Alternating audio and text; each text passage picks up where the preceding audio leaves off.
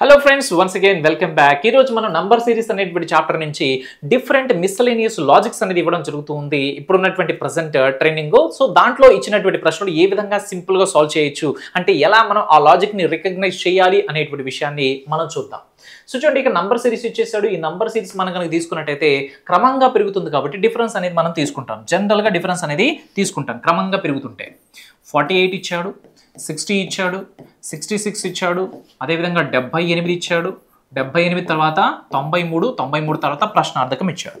ఇక్కడ మనం డిఫరెన్స్ కనుక తీసుకుంటే 48కి ఎంత కలిపితే 60 వస్తుందంటే +12 కలపడం వల్ల. ఓకే, 60 నుంచి 66 రావాలంటే +6 కలపాలి. 66 నుంచి 78 రావాలి అంటే +12 కలపాలి. 78 నుంచి 93 రావాలి అంటే +15 కలపాలి. ఇక్కడ కలుపుతున్నటువంటి నంబర్స్ ఏమన్నా ఒక క్రమాన్ని ఫాలో అవుతున్నాయా? లేదు. సో కాబట్టి డిఫరెన్స్ ఖచ్చితంగా తీసుకోవాలి, ఎందుకంటే క్రమంగా పెరుగుతుంది కాబట్టి. కానీ డిఫరెన్స్ తీసుకుంటే లాజిక్ ఏం లేదు కదా. అలాంటప్పుడు మనం ఈ విధంగా కూడా చూడాలి. సో ఈ లాజిక్ ఒక్కసారి గమనించండి. ఇక్కడ ఈ లాజిక్ గమనించుకున్నట్టయితే ఇక్కడ 12 ఎలా వచ్చిందంటే 48లో ఉన్నటువంటి 4 8ల యొక్క మొత్తమే కదా 12 అంటే. ఎస్. నెక్స్ట్ 6 అంటే 60లో ఉన్నటువంటి 60 + 0 యొక్క మొత్తమే కదా ఇక్కడ 6 అంటే. ఎస్. 66కి 12 ఎందుకు కలిపామంటే 66లో ఉన్నటువంటి అంకెల యొక్క మొత్తం, అంటే డిజిటల్ సమ్ అనమాట. 78కి 15 ఎందుకు కలిపామంటే 78లో ఉన్నటువంటి 7 + 8ల యొక్క మొత్తము. సో ఇది ఇక్కడ ఉన్నటువంటి లాజిక్ అనమాట.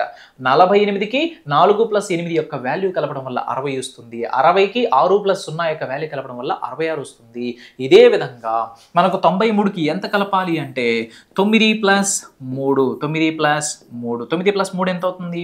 9 + 3 అంటే మనకు 12 అవుతుంది అనమాట. 12. సో 93 ఒక 12 కనుక తీసుకున్నట్టయితే ఎంత అవుతుంది? ఇక్కడ 105 అవుతుంది. సో కాబట్టి 105 అనేది right answer. Some times difference తీసుకున్నప్పుడు లాజిక్ రావట్లేదు అంటే ఇలాంటి లాజిక్స్ కూడా ఉంటాయి. మరి ఇలాంటి ట్రిక్స్ కోసం మన ఛానల్ని సబ్స్క్రైబ్ చేయండి అండ్ లైక్ చేయండి, షేర్ చేయండి. మరి ఇదే మోడల్లో మరొక ప్రశ్న ఇక్కడ స్క్రీన్ పై పెట్టేటువంటి ప్రయత్నం చేస్తున్నాను. దానికి ఆన్సర్ చేసి కామెంట్లో కూడా మీ యొక్క ఆన్సర్ని తెలియచేయండి. సో